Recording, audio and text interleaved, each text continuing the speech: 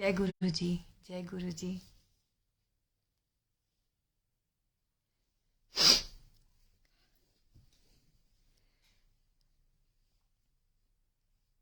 अच्छा, मुझे पता नहीं चल रहा है कोई जुड़े हैं कि नहीं। आप लोग अगर मुझे क्लियरली देख पा रहे हैं और सुन पा रहे हैं तो प्लीज़ एक कमेंट कर दीजिएगा ताकि मैं फिर सत्संग शुरू करूं।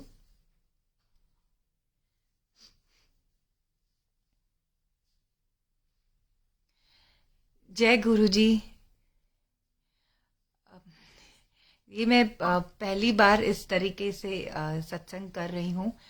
वैसे तो सत्संग कई बार किए हैं, अकेले में बैठ के अपने पेज पे कर लेती हूँ, पर ऐसे इतनी सारी गुरु जी की संगत के साथ बैठ के पहली बार मैं कर रही हूँ।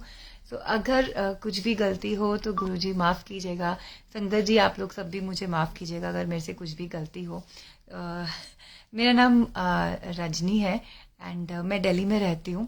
अ, मैंने नहीं सोचा मुझे क्या बोलना है क्या नहीं बोलना है। मुझे मैंने सुना है सत्संग में कि गुरुजी बोलते हैं, गुरुजी नहीं, आई am sorry, I am very excited कि संगत जब अपना सत्संग सुनाते हैं ना तो वो हमेशा बोलते हैं कि जो गुरुजी को सुनवाना होता है ना वो वही सुनवाते हैं।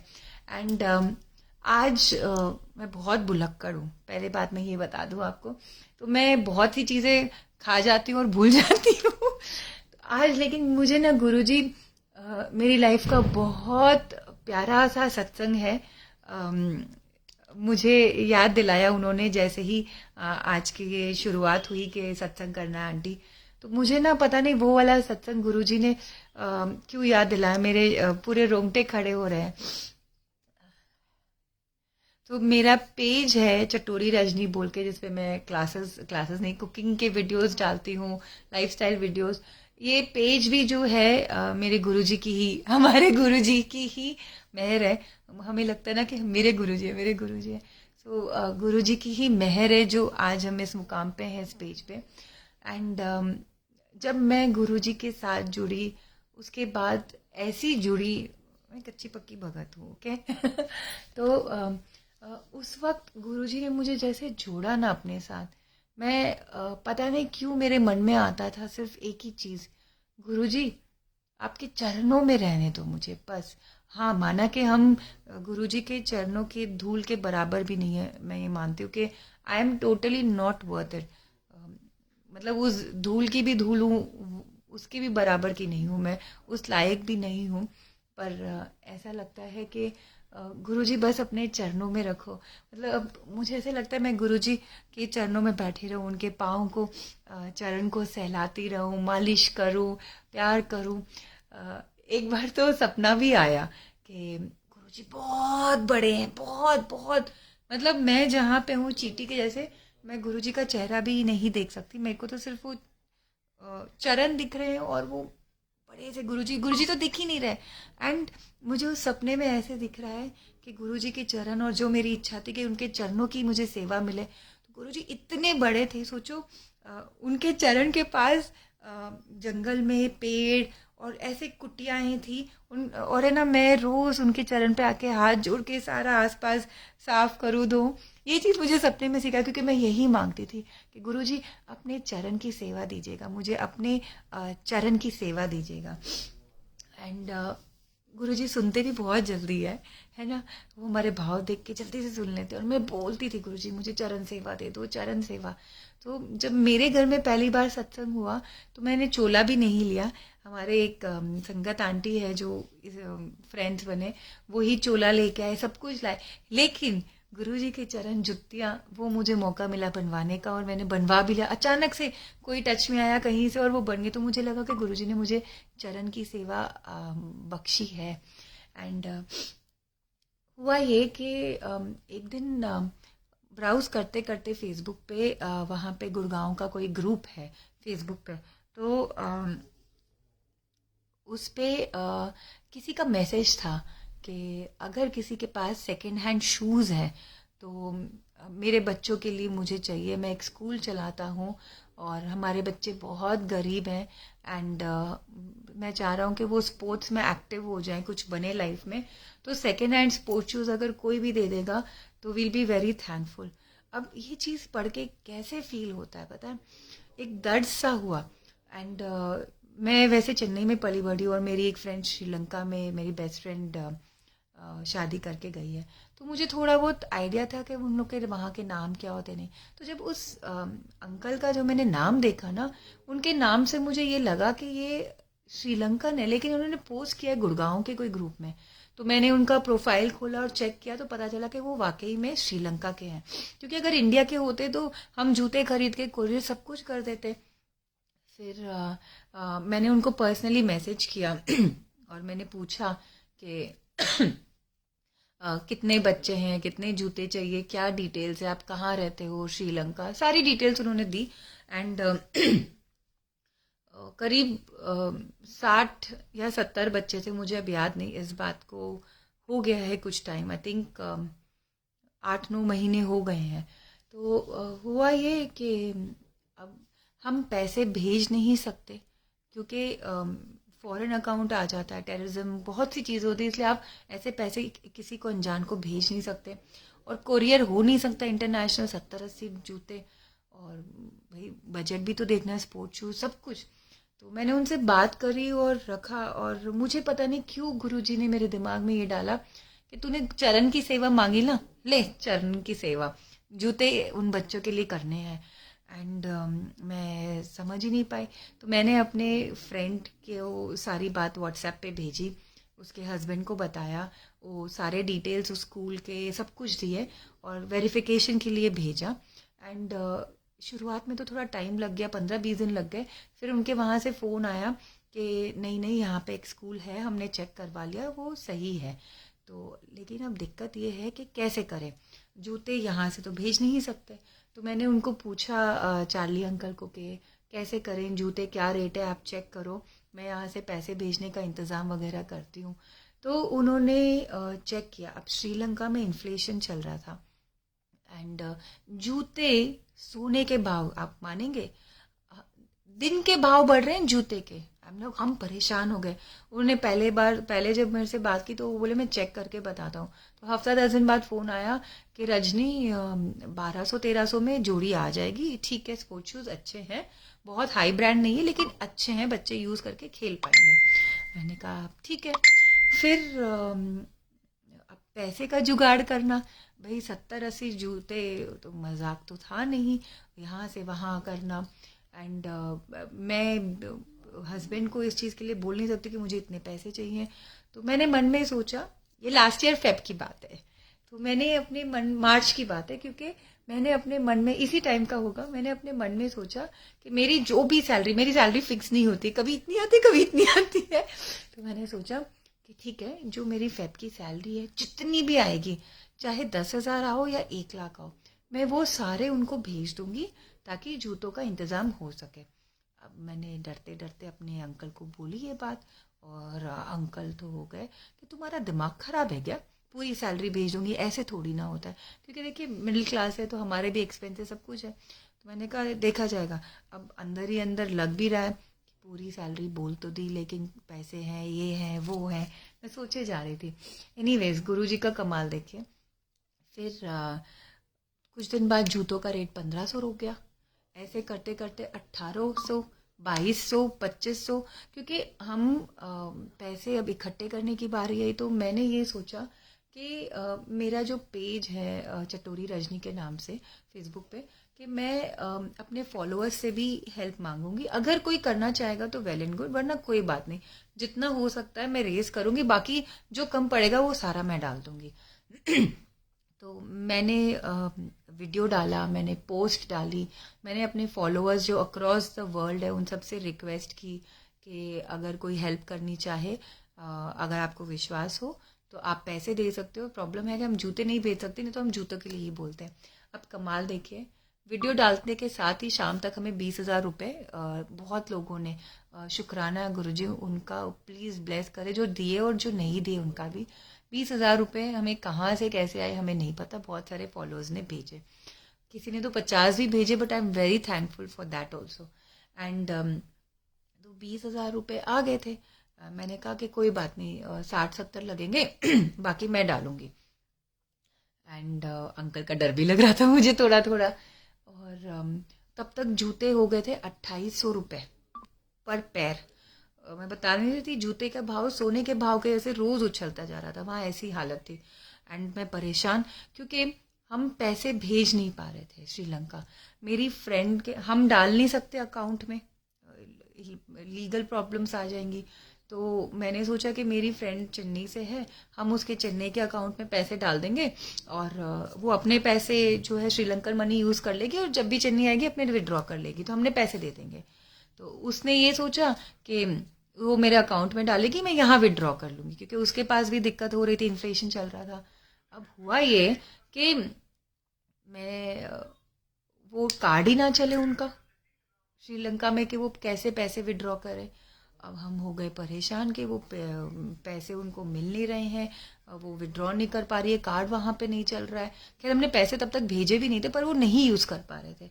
एंड बहुत परेशान, और जूतों का रेट 3200 रुपये हो गया, और पैसे कम पड़ते जा रहे हैं। बहुत परेशानी हुई कि कैसे करें। और जो वहाँ के जो जिनसे हम बात करते हैं, उनका नाम रोहन है, मुझे याद है। वो बहुत एक्साइटेड हो गए थे हमारी मेरे से बात करके कि ये कर देगी अरेंजमेंट जूतों का। बोल रहे थे बच्चे यहाँ पे एक टाइम का खाना भी उनको नसीब नहीं होता है, तो मैं और मेरी वाइफ फ्री में स्कूल चलाते हैं, और इनके कोई सपने नहीं है, कोई भविष्य नहीं है। तो मैं ये सोचता हूँ कि अगर स्पोर्ट्स भी अगर ये खेलेंगे तो शायद कोई ना कोई कुछ बन जाए, और इनका भविष्य बन जाएगा। तो वो हम पे आस लगा के बैठे। एंड गुरुजी की मेहर देखिए, हमारे वीडियो के थ्रू एक आंटी यूएसए या यूके से, मुझे नॉट यूके, यूएसए से हमारे साथ कांटेक्ट में आई। तो उन्होंने बताया कि उनके दोनों बच्चे जो 12th और कॉलेज फर्स्ट ईयर में है, पिछले 8 साल से एक एनजीओ चला रहे हैं स्पोर्ट्स के लिए, कि जहाँ पे भी बच्चों को कुछ है नहीं, उनके लिए स्पोर्ट्स इक्विपमेंट वो अरेंज करके अक्रॉस द वर्ल्ड भेजते हैं। तो ये स्पोर्ट्स शूज भी उसके अंडर ही आते हैं। तो बड़ी बड़ी जो कंपनीज होती है बाहर की, वो सब अपने जूते इन लोग को देते हैं स्पॉन्सर्स के लिए।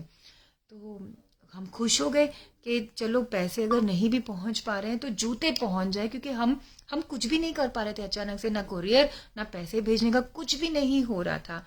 एंड हुआ ये, मैंने व्हाट्सएप ग्रुप बनाया जिसमें वो रोहन अंकल और वो आंटी थे। तो उन्होंने कहा कि रजनी, मुझे यहाँ से जूते तो सारे अरेंज हो जाएंगे, पर मुझे कोरियर भी करना है। तो एक और एनजीओ है, हम उनसे बात करते हैं, उनका कोरियर वालों के साथ टाई अप है।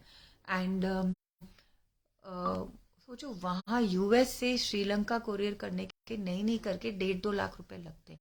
और इधर मैं और मेरी फ्रेंड के हस्बैंड जो चार्ली है, चार्ली भैया, तो हम दोनों परेशान थे कि 1.5 लाख कोरियर लग जाएगा जूतों का वहां से यहाँ। एंड वो पैसे कितने लोगों के लिए यूज हो सकते हैं, हम वो भी परेशानी में थे।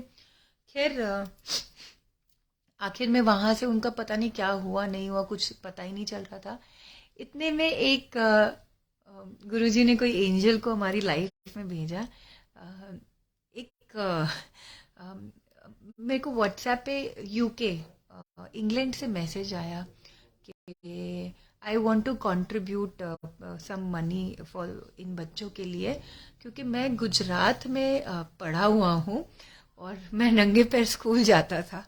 मतलब और ये सुन के मुझे इतना बुरा लग रहा है, मुझे अपने दिन याद आए, तो मैं उन बच्चों के लिए कुछ करना चाहता हूँ। वो अंकल ने लिखा था, एंड आई एम सॉरी,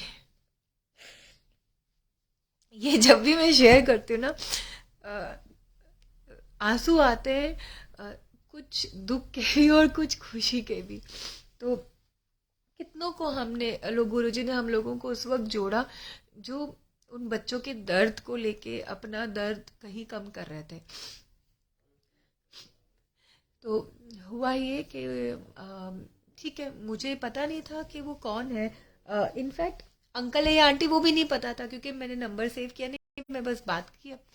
उनका वॉइस मैसेज आया अगले दिन, और उस वॉइस मैसेज में वो अंकल बोल रहे हैं, उनकी आवाज़ कांप रही है।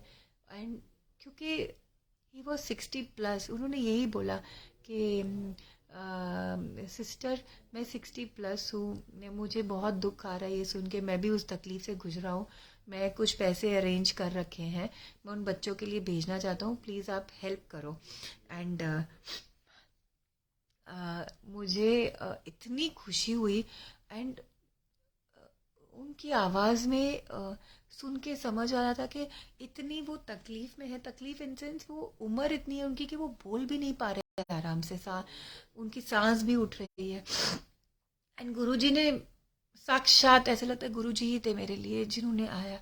एंड मैंने कहा कि ठीक है, आप अरेंजमेंट के लिए मुझे थोड़ा 2 दिन का टाइम दो, क्योंकि प्रॉब्लम ये है ना कि मैं अपने बैंक अकाउंट में भी बाहर का पैसा नहीं ले सकती, क्योंकि वो गलत है एज पर द गवर्नमेंट, तो वो भी हम नहीं कर सकते। अब कैसे करें? तो चार्ली भैया को मैंने व्हाट्सएप किया, उनसे बात की, तो मैंने कहा वो एक अंकल लंदन से पैसे भेजने चाह रहे हैं, कैसे कर सकते हैं? एंड चार्ली अंकल बोले, तो मेरे पापा लंदन में काम करते हैं, उनके पास लंदन का बैंक अकाउंट है, वो साल में 7-8 महीने लंदन रहते हैं और 3-4 महीने 5 महीने श्रीलंका रहते हैं। एंड आप सोचो कि हमारी खुशी का ठिकाना नहीं कि कहीं से अब पैसे भेजने का क्योंकि टाइम निकलता जा रहा था, हम पैसे नहीं भेज पा रहे, और जो प्रिंसिपल है और जो बच्चे हैं वो आस लगा के बैठे, हम उनकी आस भी नहीं तोड़ना चाह रहे थे। पर गुरुजी ने बहुत हिम्मत दी, पेशेंस दी। बहुत लोगों ने सुनाया मुझे, बुरा भला भी कहा, जो मैंने वो पोस्ट किया था पैसों के लिए कि अगर आप हेल्प करना चाहो। तो मुझे याद है किसी ने लिखा था कि अपने घर से उतर के ना नीचे जाके देखो कि तुम्हारी खुद के देश में कितनी भुखमरी है, वो तो तुम लोगों से होता है नहीं, और तुम्हें दूसरे देश की बड़ी फिक्र है। एंड जब ये चीज़ें चल रही थी मैं भी बहुत इम्पेशेंट थी, क्योंकि लग गया था हमें महीना 1.5-2 महीने लग गए थे इसे सेटल करने में, सारा समझ ही नहीं आया था कहा।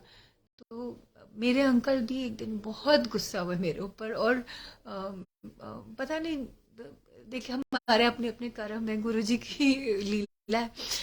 बहुत गुस्सा हुए एक दिन, वो चिल्लाने लगे, क्योंकि उन्होंने भी वो मैसेज पढ़ा था, तो मेरे पे चिल्लाने लगे, यहाँ लोकल का ही देख लो, दिल्ली में कितने गरीब हो उनका देख लो, वो नहीं, वहां चली तुम कराने के लिए। एंड मतलब मैं उस दिन, मुझे बहुत बुरा लगा, मैं रोई कि मेरा सबसे बड़ा सपोर्ट मेरे हस्बैंड है और आज वो भी ऐसे हैं। तो एनीवेज मैंने डिसाइड कर लिया था कि बात देश की नहीं होती है, यहाँ जो है आपको दिख रहे हैं, बहुत को दिख रहे हैं, सब कुछ है, वहाँ वो बच्चे हैं, बच्चे बच्चे हैं, कोई भी देश के हो, और उनके पास कोई चारा नहीं है। हम भीख पी के नहीं मांग सकते वो, क्योंकि इन्फ्लेशन है कि दूध 1600 रुपये किलो है वहाँ पे, और दूध का पाउडर है, दूध नहीं मिलता। तो मैंने कहा, गुरुजी ने मुझे बहुत हिम्मत दी उस वक्त कि नहीं, चाहे कोई कुछ भी बोले, मुझे उन बच्चों के लिए करना है, क्योंकि मेरी सेवा है, गुरुजी ने मुझे चरण की सेवा दी है। ये सोच के गुरुजी ने मुझे बहुत हिम्मत दी। एनीवेज, अब चार्ली ने अपने पापा के अकाउंट का नंबर दिया इंग्लैंड का, तो मैंने इंग्लैंड वाले अंकल को वो अकाउंट डिटेल्स दे दी। तो उन्होंने कहा कि मैं जमा करवा देता हूँ। तो मैंने पूछा कितना? तो भाई हम भी अपने हिसाब से जितना कम पड़े कर दे, को तो खुशी देखो। उन्होंने कहा $100। एंड आई वाज लाइक, ठीक है। अब आज भी अगर मुझे पूछोगे, मुझे नहीं पता $100 कितने होते हैं। मान लीजिए अगर $1 $80 का, तो $100 कितने हो गए? 80,000 के हो गए ना। एंड मैं इतनी खुश हुई, इतनी खुश हुई कि क्योंकि हमारे जो जूते थे ना, पहले तो मुझे लगा 60,000 में हो जाएंगे, पर फिर हमारे लग गए थे 1,20,000 रुपये श्रीलंकन मनी। तो पैसे नहीं पहुंच रहे, जूतों का रेट बढ़ रहा है। तो अंकल ने फिर मैसेज आया अगले दिन कि सिस्टर मैंने ट्राई किया है, पर उस अकाउंट में पैसे मैं ट्रांसफ़र नहीं कर पा रहा हूँ। हम फिर परेशान, चार्ली से फिर चेक किया, यही अकाउंट नंबर है, नहीं है, कैसे? गुरुजी तो बोलते ही शॉर्ट में सुना, पर मेरे से होता नहीं है। फिर अंकल ने कहा मैं 2 दिन बाद या नेक्स्ट टाइम मैं दोबारा ट्राई करता हूँ। और अगले दिन अंकल ने ट्राई किया और वो पैसे चले गए और चार्ली को मिल गए, चार्ली ने विड्रॉ भी कर लिए, और हम सब इतने खुश हुए कि $100 पहुंच गए। एंड आपको पता है सबसे बड़ी बात, जो $100 ₹80 इंडिया में, तो सोचिए श्रीलंका में उसकी वैल्यू और है। तो उनको करीब 1,10,000 रुपये के करीब मिला था। एंड क्या हुआ ये, कितना होता है $1,000? आई डोंट नो, मैं शायद डॉलर्स में गड़बड़, मेरे अंकल बोल रहे हैं शायद $1,000 है, नहीं। तो एनीवेज, तो सॉरी सॉरी।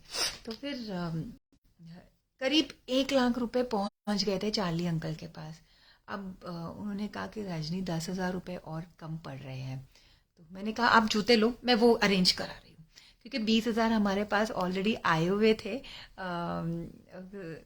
फॉलोअर्स के। और मैंने कहा कि सुनिए मैं भी और पैसे डालना चाहती हूँ।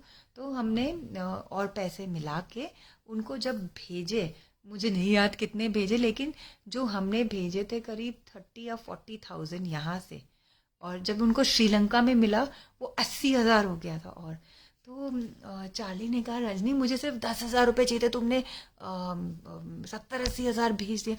मैंने कहा कोई नहीं, आप फिलहाल जूते खरीदो, बाकी देखी जाएगी। तो उन्होंने 50-60 जूते वो लिए, सारे बच्चों के साइज के हिसाब से, सारे एक ही ब्रांड के। एंड फिर वो अपने वाइफ और बच्चों के साथ वहाँ गए, मेरी बेस्ट फ्रेंड के साथ गए। एंड उन्होंने मुझे वहाँ से फ़ोटोज़ खींच के भेजी, मैं आपको बता नहीं सकती। मेरी फ्रेंड बहुत रोई वहाँ पे, बहुत। वो बोल रही है कि पता है एग्ज़ाम आ रहे हैं लेकिन इन लोगों के पास पेपर भी नहीं है लिखने के लिए, इतनी गरीबी है वहाँ पे। एंड अगर हमें पहले पता होता है इस बात का तो हम एक्स्ट्रा पैसों में से और सामान ले जाते, स्टेशनरी का भी। एंड हम लोग पछता रहे थे कि पता ही नहीं था। एंड उन्होंने फोटोज भेजी, बच्चे इतने ज़्यादा खुश थे जूते पहन के, मतलब उनकी आंखों में चमक आ गई। और रोहन जो प्रिंसिपल सर थे वो भी बहुत खुश हुए, सब लोग बहुत खुश हुए, हम सबको बहुत अच्छा लगा। एंड ये थी गुरुजी की मेहर मेरे को चरण सेवा देने की। इसके बाद कुछ दिन बाद जब ये सारा हम सेटल हुए तो मेरी फ्रेंड का फ़ोन आया कि हमने उस पैसों में से 10,000 रुपये और यूज़ किए हैं और हमने स्टेशनरी खूब सारी खरीद के उनको हमने भिजवा दी है स्कूल में। I was like no problem, पूछने की ज़रूरत ही नहीं है। फिर मैंने अभी उसी सेट के पैसे अभी बचे हुए, हम तुम्हें ट्रांसफ़र करें? मैंने कहा नहीं, अभी वहीं रखो। तो मैंने फिर फ़ोन किया कुछ दिन बाद सोच के कि ये पैसे सेवा के लिए मिले हैं और आपकी कंट्री के लिए हमने इकट्ठे किए हैं।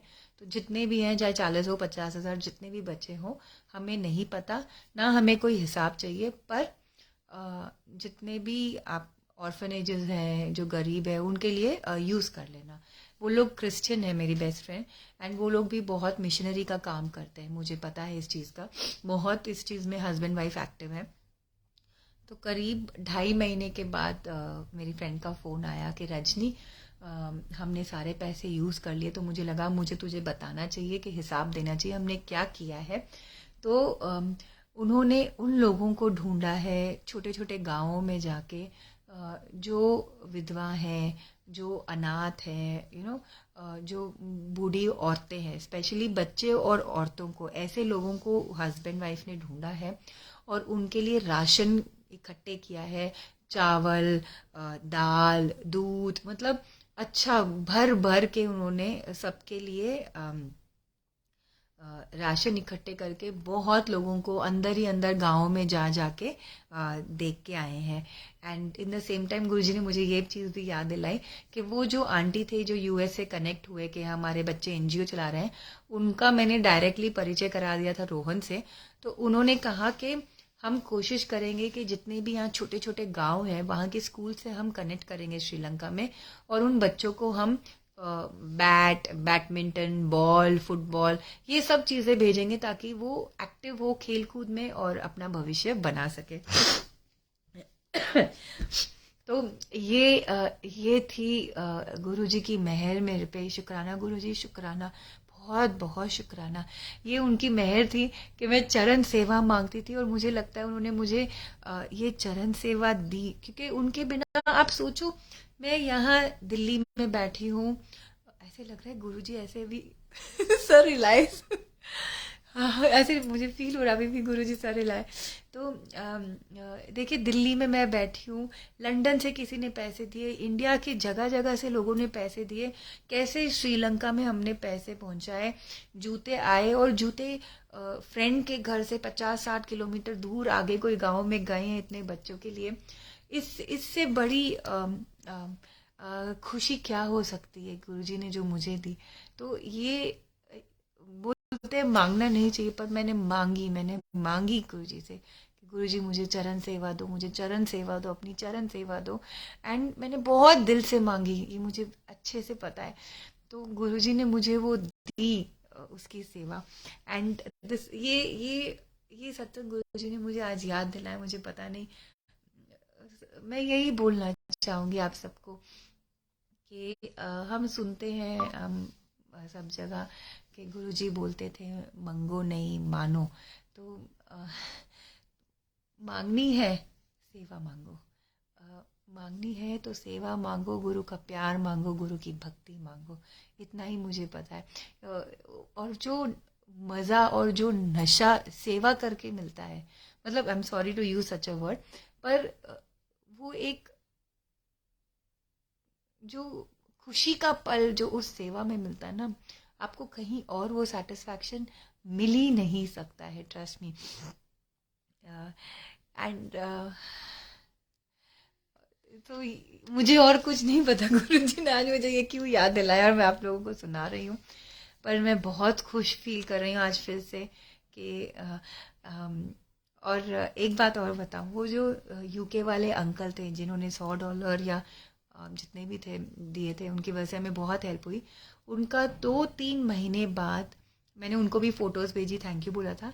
2-3 महीने बाद उनका फिर से मुझे मैसेज आया कि मैंने और पैसे इकट्ठे किए हैं, आपको ज़रूरत जहाँ पड़े मुझे बताना, मैं ट्रांसफ़र कर देता हूँ उस अकाउंट में। मैंने कहा नहीं, आप अभी ट्रांसफ़र मत करना, जब हमें ज़रूरत होगी मैं आपसे मांग लूँगी।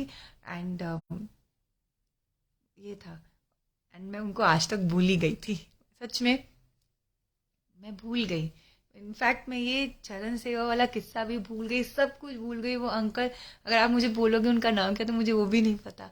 पर आज गुरुजी ने वो एकदम से याद दिलाया जब मैं सोच रही थी कि सत्संग में क्या शेयर करते हैं। अभी भी मुझे ऐसा लग रहा है कि मुझे सत्संग करना है और बोलना है, पर मुझे कुछ भी नहीं समझ आ रहा मैं क्या बोलूँ। मैं बिल्कुल बिल्कुल टोटली ब्लैंक हूँ। तो एनीवेज, हाँ, मैं आपसे ये शेयर करती हूँ कि हम लोग कैसे जुड़े। संगत जी, अगर टाइम हो तो ज़रूर बताइए, मैं थोड़ा सा और शेयर करती हूँ, क्योंकि गुरुजी का मैंने सुना है, वो लोग जितने भी सत्संग है पुराने वाले लोगों के, वो बताते हैं कि गुरुजी बोलते थे शुरू से सुना। तो अगर आप लोग के पास टाइम है, इफ़ आई एम अलाउ, तो मैं ज़रूर शेयर करना चाहूँगी। प्लीज़ एक मैसेज करके ज़रूर बताइएगा कि मैं कर सकती हूँ कि नहीं। एनीवेज, मेरे अंकल मुझे 2020 में पूरा साल बोलते रहे कि ऐसे एक मंदिर है गुरुजी का, सुना है, वहाँ पे ना बहुत बड़ा शिवलिंग है, 4 लोग एक थाली में बैठ के लंगर करते हैं, चलना देख के आते हैं।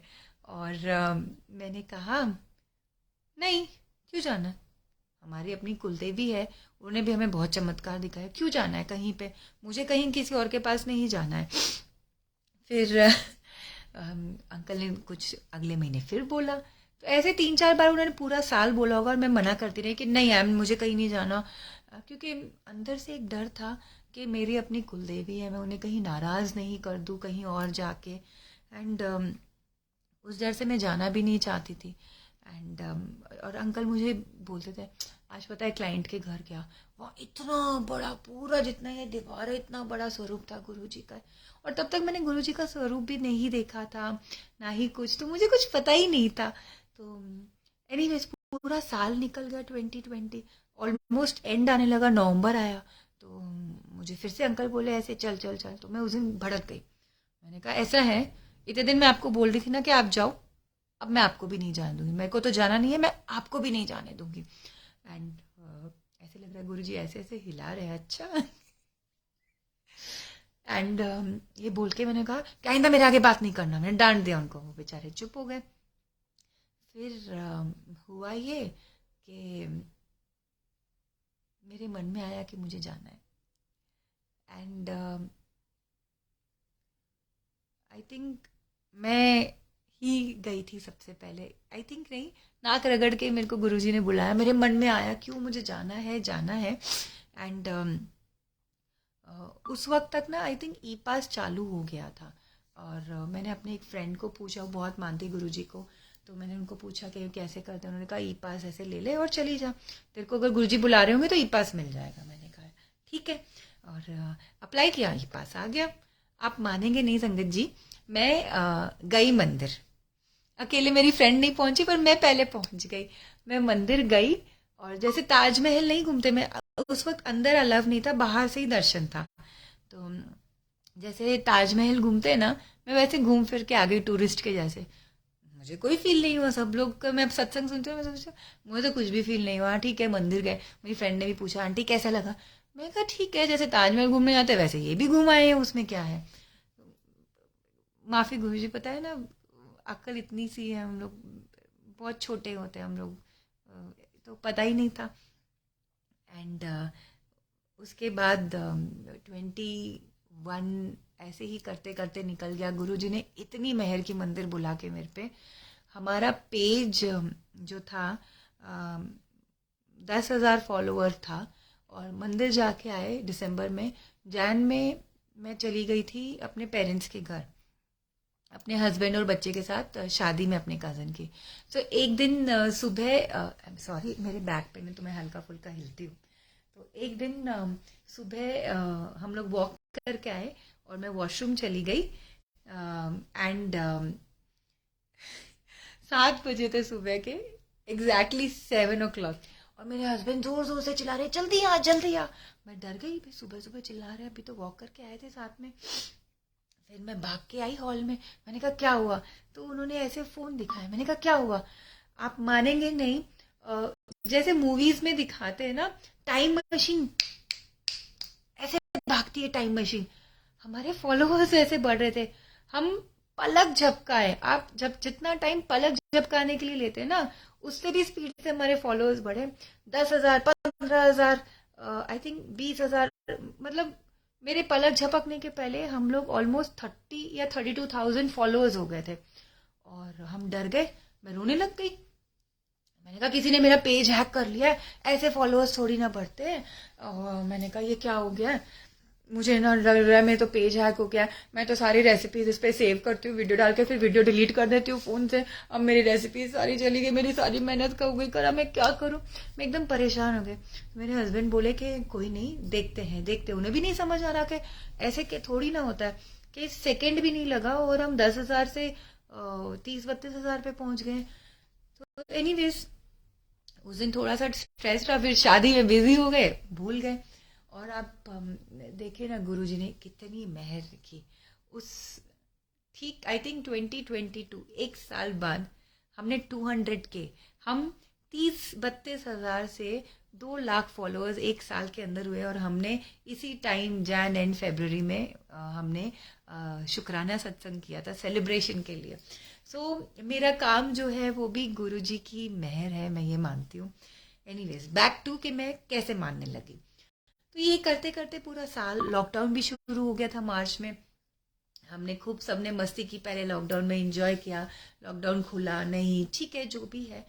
उसके बाद हुआ ये कि लास्ट ईयर 22 में मेरे हस्बैंड को अप्रैल में मंडे सुबह ऑफिस गए, और 11 बजे मुझे फ़ोन करके बोले अंकल कि मुझे ना कोविड हो रहा है। ऑफिस में 3-4 लोगों का कल पता चल गया था, और मेरे गले में दर्द है, मेरे को समझ आ रहा है कि मुझे है कोविड। तो मैंने कहा अच्छा, आप घर आ जाओ, मैं तैयारी कर लेती हूँ।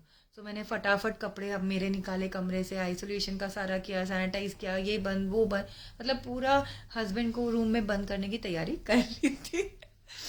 एंड मेरे हस्बैंड लेकिन जब तक घर पहुंचे शाम के 5 बज गए थे, तो वो आके लेट गए। मंडे का दिन था। ट्यूसडे मैं अपने बेटे के साथ उसके रूम में शिफ्ट हो गई थी। तो मेरे हस्बैंड बोलते रहे मेरे कमर में ना दर्द है दर्द है। मैंने कहा ठीक है, होगा, थोड़ा होगा, बुखार है, ये है वो है। फिर और कोई सिम्टम नहीं था, उन्होंने कोई खांसी भी नहीं थी, कुछ नहीं, बस कमर में दर्द है बोलते रहे। नहीं पता गुरुजी को क्या कष्ट काटने थे हमारे। अगले दिन ना मेरे हस्बैंड बोले कि इतना ज़्यादा दर्द है कि मैं करवट नहीं ले पा रहा हूँ और वॉशरूम तो मैं जा ही नहीं सकता। तो मेरे हस्बैंड में इतना पेशेंस है कि जब मैं अगर अगर बोल रही हूँ ना कि मैं मर रही हूँ, मेरे जैसे मरने की कगार पे आ जाए, तब मेरे हस्बैंड ये बोलते हैं मुझे दर्द है। मतलब इतना पेशेंस है, वो जल्दी से बोलते नहीं है। और वो बोल रहे हैं कि बहुत दर्द है, मैं उठ नहीं पा रहा हूँ, करवट नहीं ले पा रहा हूँ, वॉशरूम नहीं जा सकता हूँ, बहुत परेशान थे। सो पूरा ट्यूसडे ऐसे निकला, वॉश बहुत परेशानी में, बेहद दर्द था और वो बहुत परेशान थे दर्द से। फिर वेनेसडे को जो मेरे संगत आंटी फ्रेंड है उनका फ़ोन आया कि रजनी कैसे हैं। तो मैंने कहा बहुत दर्द है, परेशान है ऐसे। तो उन्होंने बोला एक काम कर, तू मंत्र जाप चला दे गुरुजी का। मैं बोल रही हूँ वो क्या होता है? तो बोले अच्छा मैं तुझे भेजती हूँ मंत्र जाप, यूट्यूब का लिंक, तो वो चला ले घर में, ठीक हो जाएंगे जल्दी। मैंने कहा ठीक है। तो मैंने बाहर हॉल में ब्लूटूथ में चलाया और हस्बैंड के मोबाइल पे भी लिंक भेजा और कहा कि आप भी चला लो रूम में। तो हस्बैंड ने भी चलाया, यहाँ घर में भी चल रहा है। और आप मानेंगे मंत्र जाप खत्म हुआ है और मेरे हस्बैंड खड़े हैं। वो हिम्मत करके, दर्द तो तब भी था लेकिन हिम्मत दी थी गुरुजी ने कि वो खड़े हो गए। हल्का हल्का चले, बोले मैं वॉशरूम जाऊंगा, और बोले कि नहीं मैंने हिम्मत करके खड़ा हूँ, मैं चलूंगा। तो ये शुक्राना गुरुजी, बहुत मेहर की उन्होंने उसी दिन से हमारे ऊपर। खैर कब से कर रहे हो हमें नहीं पता, पर उस दिन हमें हमें दिखना शुरू हुआ। तो आ, फिर आया मेरे मन में कि वेनेसडे को कि ना अगर मुझे भी हो गया कोविड तो बेटा भी इन्फेक्ट हो जाएगा, इससे अच्छा है कि मैं अब अलग से बाहर सोती हूँ, बेटे से भी दूर। तो मैंने वेनेसडे रात तो उसके साथ सोई और मैंने थर्सडे सुबह उसे बोली है बात कि बेटू मैं बाहर सोऊंगी, अब आप भी अलग। और बच्चा भी छोटा था, 12 साल का था, और सब जगह से ऐसी ऐसी चीज़ें सुनने को मिल रही थी, सेकेंड कोविड बहुत, तो बच्चे भी वही डर जाते हैं, परेशान हो जाते हैं। एंड इस बीच हुआ ये कि आंटी ने मुझे व्हाट्सएप में कनेक्ट कर दिया था, जहाँ रोज़ रात को जूम पे मैं 10 बजे सत्संग सुनती थी। अच्छा मैं बोल रही हूँ सुनती थी, लेकिन मैं बताती हूँ एक्चुअल में होता क्या था। मैंने वो वेनेसडे से चालू कर दिया था ना कि मैं सत्संग ऑन करती और 2 मिनट बाद सो गई। इतनी नींद आती थी गहरी। मुझे अगर सुबह पूछो ना कि आंटी का सत्संग था कि अंकल का, मुझे वो भी नहीं पता, आज भी मुझे नहीं पता अगर रात को ये होता है तो। तो फिर वहाँ पे जोड़ दिया। और मुझे एक दिन उसी टाइम वेनेसडे को या थर्सडे, मुझे डे नहीं याद, मुझे सपना आया कि मैं बड़े मंदिर में हूँ। जो समाधि जहाँ है ना वो नहीं दिख रहा है मुझे, पर मैं इस साइड हूँ जो चलने की जगह मंदिर के अंदर जाने की। तो वहाँ पे जैसे संगत बहुत खड़ी है, पर मुझे ना गुरुजी ब्लू कलर के चोले में, मुझे गुरुजी का बैग दिख रहा है। और मैं ना उनका ऐसे हाथ खींच के नीचे स्क्वाट करके बैठ जाती हूँ, ऐसे खींचते हुए उनको बैठ जाती हूँ। और मैं सोचती हूँ लोग तो यार चरण पकड़ने चाहिए गुरुजी के, मैं तो हाथ खींच के ऐसे खड़ी हो गई हूँ, नीचे बैठ गई हूँ, अब मुझे पड़ेगी डांट। और इतने में ना ऐसे गुरुजी पलट के देखते हैं। सो मैं ये नहीं बोलूँगी कि कोई स्माइल थी गुरुजी के चेहरे पे या गुस्सा था, क्योंकि मुझे वो नहीं दिखा।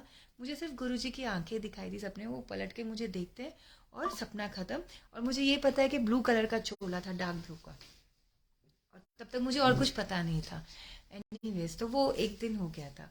तो थर्सडे हुआ ये कि मैंने अलग सो गई और मेरे बेटे को हो गई उस दिन सुबह से बुखार। और थर्सडे थर्सडे को ही उसे बुखार हो गई थी। सॉरी ये सब मंडे ट्यूसडे का, अब इतना चक्कर में मत पड़ो, मैं भूल जाती हूँ। तो उसे थर्सडे को सुबह से ही बुखार थी। वो मैं वॉशरूम में कुछ कर रही थी काम, साफ सफाई या कपड़े भिगो रही थी, वो वहाँ ब्रश करने आया और गिर गया। लकीली मैं खड़ी थी, मैंने उसे पकड़ लिया, ये भी गुरुजी की मेहर है, मैं खड़ी थी। उसे चक्कर आने लगा, उसको बुखार हुआ, मैंने उसे लेटाया थर्सडे को।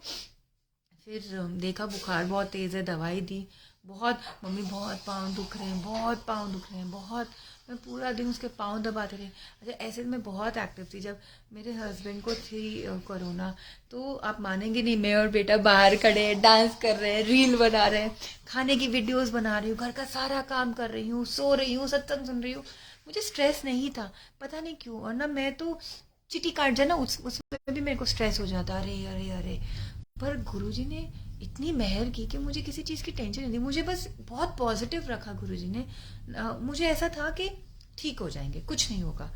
अब लेकिन जैसे ही मेरा बेटा बीमार हुआ ना, मैं पगला जाती हूँ, मैं मेंटली स्टेबल नहीं रहती हूँ, फिर मुझे समझ नहीं आता है क्या होता है। तो सुध बुध खो जाती है ना, वो हालत होता है।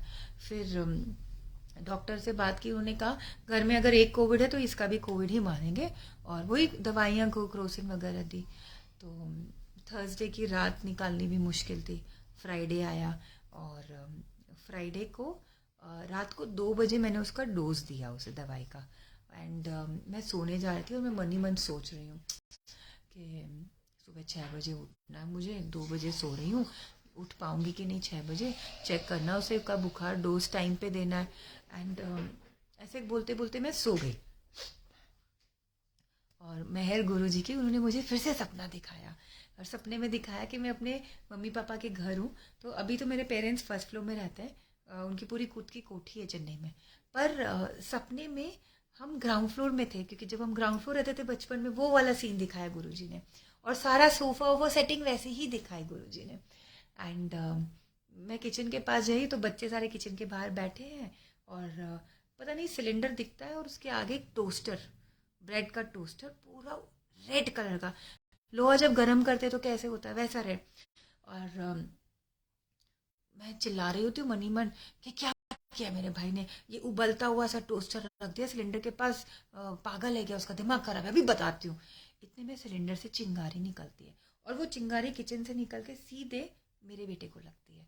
एंड आप मानोगे, मैं फिर मन में सोचती हूँ, ओ शिट, सिलेंडर फटने वाला, आई am sorry sorry Guruji, I am using such words, I am really sorry. तो मैं सोचती है भगवान, सिलेंडर फटने वाला है, और अब टाइम नहीं है कि मैं भाई को जाके डांटूं, अब टाइम है कि हम सब भागे यहाँ से। तो आप सोचो, मैं 12-13 साल के लड़के को गोदी में उठा रही हूँ, और घर से सबको भगा रही हूँ, जल्दी चलो जल्दी चलो। और हम भागते हैं। सो हमारा घर बहुत बड़ा है, लेंथ वाइज भी। तो मेन गेट है, उससे हम बाहर निकलते हैं तो बहुत बड़ी पार्किंग है, उसके बाहर एक मेन गेट है, फिर गली है। तो मेन हम गली तक पहुंचते हैं। एंड मैं दोबारा अंदर आ जाती हूँ अपने बेटे को गोद में लेके, पता नहीं क्यों। और जितना चौड़ा एक सोफा होता है ना, उतना हमारे पास एक स्पेस है वहाँ पार्किंग में, जहाँ पौधे लगे हैं ज़मीन में। पर सपने में वो ना पूल है, स्विमिंग पूल के जैसे, छोटा सा ही। और मैं बेटे को लाके उसमें फेंक देती हूँ, और मैं घर में चाहती हूँ कि मम्मी लोग को अंदर से लाती हूँ, और ड्रीम खत्म। एंड आप मानेंगे संगत जी, एग्जैक्टली 6 बजे थे। जिस चीज़ का मुझे स्ट्रेस था कि मैं 6 बजे कैसे उठूंगी, आप मानिए, ठीक 6 बजे गुरुजी ने उठाया।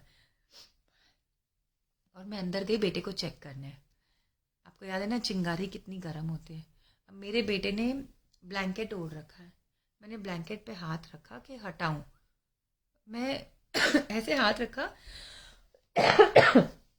और एकदम से ऐसे हाथ हटाया, क्यों? वो चिंगारी के जैसे गर्म था उसका ब्लैंकेट, बिल्कुल।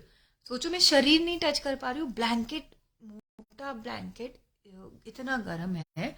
और तो बॉडी कितनी गर्म होगी मेरे, तो आपको पता ना, फिर सुध खो गई, कोई होश नहीं कि मैं क्या करूँ। तो कुछ नहीं समझ आया। पर गुरुजी तो गुरुजी है, उन्होंने मुझे फ्लैशबैक दिखाया कि मैं बच्चे के लेके भागी, घर में आई, पानी के अंदर फेंका। तो मुझे ऐसे, हाँ हाँ, पानी पानी। फिर मैं भागी, बर्फ़ का पानी लाई, मैंने पट्टी की, उसका डोसेज जो एक था उसको घंटे भर में क्रोसिन दी, और मैं अपने काम लग गई।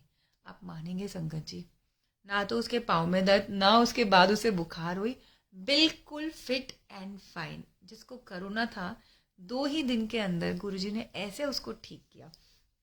तो ये भी गुरुजी की मेहर थी। एनीवेज, मेरे हस्बैंड भी 15 दिन के बाद बाहर आए। तो अब एक बात और बताती हूँ। तो मैं छोटी छोटी चीज़ों पे बहुत स्ट्रेस लेती हूँ, टेंशन लेती हूँ। तो सोचो, हस्बैंड को कोरोना कोरोना है, ये सोच के कितना स्ट्रेस हो जाऊँ। लेकिन नहीं, गुरुजी ने उसमें भी एक इतना मस्त मैजिक किया था ना मेरे साथ कि मैं आपको बता नहीं सकती। तो गुरुजी ने मैं रोज़ सुबह 6 बजे उठती, हस्बैंड और बेटे को नारियल पानी देती, खुद भी पीती, झाड़ू पोछा करती और सो जाती। और मैं वो इंसान हूँ कि दिन में अगर गलती से ऐसे झपकी भी ले लूँ ना 10 मिनट की, मैं पूरी रात नहीं सो पाती। मैं बचपन से ही प्रॉब्लम है। तो अब मैंने नारियल पानी और दिया, सो गई, उठती, नहा और नाश्ता बनाती, नाश्ता इन दोनों को खिलाया, पूरे घर की डस्टिंग करी, सारे कपड़े हाथ से धोना। मेरे घर में मशीन में पानी लाल आता है गंदा, तो हम मशीन में धो नहीं सकते कपड़े, ये है कुछ साल से। तो सोचो सारे कपड़े हाथ से धोना, सुखाना, झाड़ू पोछा बर्तन, सब कुछ फिनिश, सो गई गहरी नींद में। और फिर उठती, खाना बनाती, वीडियो बनाती, सब मस्ती में, कोई स्ट्रेस नहीं था काम का भी। खाना बनाती, वीडियो बनाती, खाना खिलाती, बर्तन धोती, कपड़े हो गए उनको उतार के ले आती, कपड़े तय लगाती, सो जाती। इतनी गहरी नींद। फिर उठती, चाय का टाइम हो चुका है। अब सोचो, आप सोच नहीं पाओगे कितनी बार सोती थी। चाय बनाया, बर्तन धोए, दोनों को दूध चाय दिया, और फिर मैं सोचती अब मैं नहीं सोऊंगी। 5:30 के बाद नहीं सोना मेरी मम्मी को पसंद नहीं था, और तो वही आदत है। फिर मैं नहीं सोती, और पूरे दिन में सोई हूँ मैं। और जैसे ही 10 बजते, सत्संग ऑन, 2 मिनट बाद नींद में। एंड मेरे हस्बैंड जब प्रॉपर बाहर आए रूम से 15 दिन के बाद, तो मुझे बोलते थे कि मैं जब भी सोचूं ना कि तुमसे पूछूं, कोई बात करूं, और मैं ऐसे रूम से झांका तो मैं ऐसे पड़ी रहती थी भैंस के जैसे, जब देखो तुम सोई हो, जब देखो सोई हो। मैंने कहा हाँ, पता नहीं। फिर मुझे ऐसे लगने लगा कि वही टाइम था जब गुरुजी ने मेरा कनेक्शन जोड़ लिया था अपने से। तो मैं बोलती थी हस्बैंड को कि ऐसा है ना, गुरुजी को पता है कि सारा काम होके अगर इसे मैंने बैठा के रखा ना, खुद पागल होगी सोच सोच के, मुझे भी पागल करेगी, तो इसको सुला दो। और मैं बोलती थी गुरुजी मेरे को सुलाते थे इतना। इतनी नींद आज भी मैं नहीं ले सकती। अगर आज मैं, जैसे कल मैं 10 मिनट ऐसे मेरे को झपकी आ गई, क्योंकि सुबह जल्दी उठते हैं, काम वाम सब होता है। 10 मिनट में शाम को सो गई थी। मेरे को रात को दिक्कत हुई सोने में, 12 बज गए, नींद नहीं आए। एंड उस टाइम गुरुजी ने जो मेहर की, सारा घर का काम, no body pain, no back pain, video shoot, बच्चे का ध्यान, हस्बैंड का ध्यान, सो जा, सत्संग सुन ले। तो ऐसे जोड़ा गुरुजी ने मुझे। ये थी गुरुजी की मेहर हम पे। इस तरीके से जोड़ा। हालांकि मैं ये नहीं बोलूँगी कि मैं बहुत पक्की पक्की भगत हूँ। जैसे गुरुजी कुछ लोगों को बोलते हैं ना, कच्चे पक्की कच्चे पक्की, तो मैं वैसे ही हूँ। कभी तो एकदम गुरुजी गुरुजी गुरु, ऐसा नहीं है कि मैं गुरुजी को भूलती हूँ। मेरे माइंड में एनी टाइम गुरुजी हैं, क्योंकि बैक ऑफ द माइंड गुरुजी नाम रहता है मेरे अंदर, मुझे पता है। लेकिन सारा दिन आरती, माला या अमृत वेला कुछ नहीं, कुछ नहीं करती मैं। ना मैं जाप करती हूँ, कुछ भी नहीं। और कभी कभी तो ऐसे होता है कि बस गुरुजी गुरुजी गुरुजी, तो चलती फिरती हूँ। विश्वास है मुझे, पर काम में बिजी होके सब कुछ भूल जाती हूँ, कभी कहीं मूड में चली जाती हूँ, और कभी तो ऐसी पागल हो जाती हूँ ना गुरुजी के पीछे, पूछो मत। सो थैंक यू गुरुजी, मुझे अपने चरणों में जगह देने के लिए। कई बार तो सोचती हूँ, 2007 में शादी होके मैं दिल्ली राजस्थान आ गई थी। अगर थोड़ा सा, मतलब थोड़ा सा कुछ महीने पहले भी गुरुजी बुला लेते, शायद आपके दर्शन कर लेती। फिर सोचती हूँ कि शायद हमारे कर्म इतने अच्छे नहीं हैं कि मैं गुरुजी को देख पाती। तो शायद इसीलिए गुरुजी ने अब जोड़ा है। तो इस तरीके से हम जुड़े गुरुजी से। गुरुजी ने बहुत बहुत कृपा करी है मेरे पे, मेरी फैमिली पे। अभी भी मेरे हस्बैंड का एक्सीडेंट हुआ था दिसंबर में। एंड मैं ये सब चीज़ें पेज पे शेयर नहीं करती, I don't believe in that. लेकिन पता नहीं क्यों गुरुजी ने दिमाग में डाला, और मैं लाइव गई या मैंने वीडियो डाला, मुझे याद नहीं। और मैं बहुत चिल्ड हूँ, क्योंकि मेरे हस्बैंड का एक्सीडेंट, तो आप सोचो मैं कितना स्ट्रेस लेने वाला हूँ। मैं बिल्कुल चिल्ड, हाँ ठीक है हुआ है कोई नहीं, पर मुझे अंदर से पता था कि बिल्कुल ठीक हो जाएंगे, गुरुजी ने मेहर की है। तो उसका सत्संग भी मैं आपको सुनाऊंगी कि कैसे मेरे हस्बैंड बचे। एंड आप मानेंगे इतने लोगों ने, इतनी संगत ने गुरुजी के सामने हाथ जोड़ के प्रे किया, हमारे वीडियो पे कहा कि गुरुजी हेल्प करेंगे, डोंट वरी। एंड बहुत कभी तो लगता है, मन में आता है कि अच्छे कर्म नहीं है हमारे, हम अच्छे इंसान नहीं हैं, गुरुजी अच्छा कैसे बने, नहीं बने। फिर लेकिन एक बार किसी सत्संग में सुना, तब रियलाइज़ हुआ कि कर्म अच्छे हैं, तभी हम इनके चरणों में आज हैं।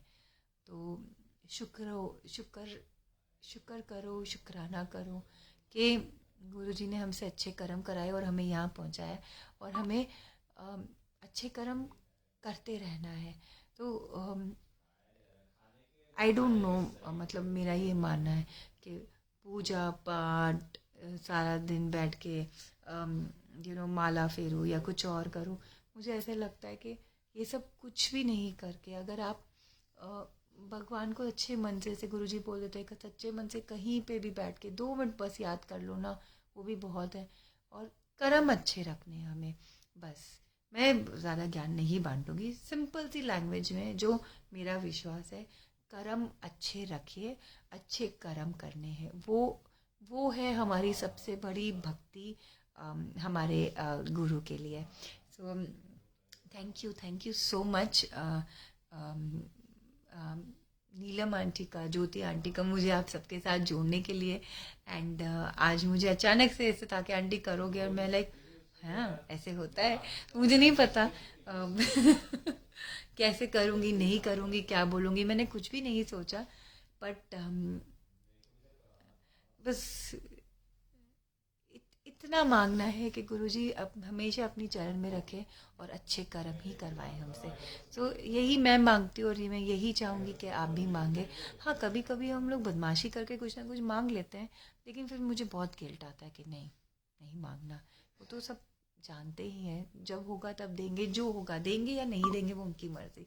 सो बस इसी पे कंसंट्रेट करें कि गुरु का नाम जपे ज़रूर, और अच्छे कर्म करें, अच्छी भावना रखें, अच्छी सोच रखें, और गुरु का नाम लेते हुए स्माइल हर किसी के लिए रखें, क्योंकि हमें गुरु का नाम तो सब जगह स्प्रेड करना ही है, पर स्माइल के साथ कीजिए, ताकि जब कोई आपको मुस्कुराते देखे ना, वो कंट्रोल नहीं करेंगे, वो भी स्माइल करेंगे। तो बस खुशियाँ फैलानी है, अच्छे कर्म करने हैं। Thank you Guruji, thank you, शुक्राना गुरुजी, शुक्राना नीलम आंटी का, ज्योति आंटी का, सब लोगों का, आप सबका, जिन्होंने इतने पेशेंस से जुड़े रहे मेरे साथ और सुनने के लिए। कोई भी भूल चूक हो संगत जी, गुरुजी मुझे माफ़ी दीजिएगा। एंड गुरुजी हमारे साथ रहे। Thank you Guruji, thank you so much. Om नमः शिवाय, शिव जी सदा सहाय। ओम नमः शिवाय, गुरुजी सदा सहाय। और ये है मेरे गुरुजी का स्वरूप। मेरे आई नो हम सबके हैं, पर नहीं रहा जाता मेरे मेरे बोल के। तो थैंक यू। एग्जैक्टली हम बहुत ही अच्छा मैसेज दिया नेहा शर्मा आंटी ने, कि जब हम हाथ जोड़ ही रहे हैं, तो अभी रिसेंटली अर्थक्वेक आया है एक कंट्री में, वहाँ बहुत तकलीफ़ है, उन सब के लिए भी अरदास करें, गुरुजी उन सबको हिम्मत बख्शे, और प्लीज़ गुरुजी उनका दुख दर्द थोड़ा कम करें। प्लीज़ गुरुजी हिम्मत दें उन्हें, आप सहारा बन के उनके साथ रहें। जय गुरु जी, जय Guru ji. Thank you so much. उम्मीद करूँगी कि मैंने अच्छे से किया है सत्संग, आप सब लोग को अच्छा लगा हो, और फिर कभी मौका देंगे गुरु जी तो ज़रूर जुड़ेंगे। Thank you so much. जय गुरु जी।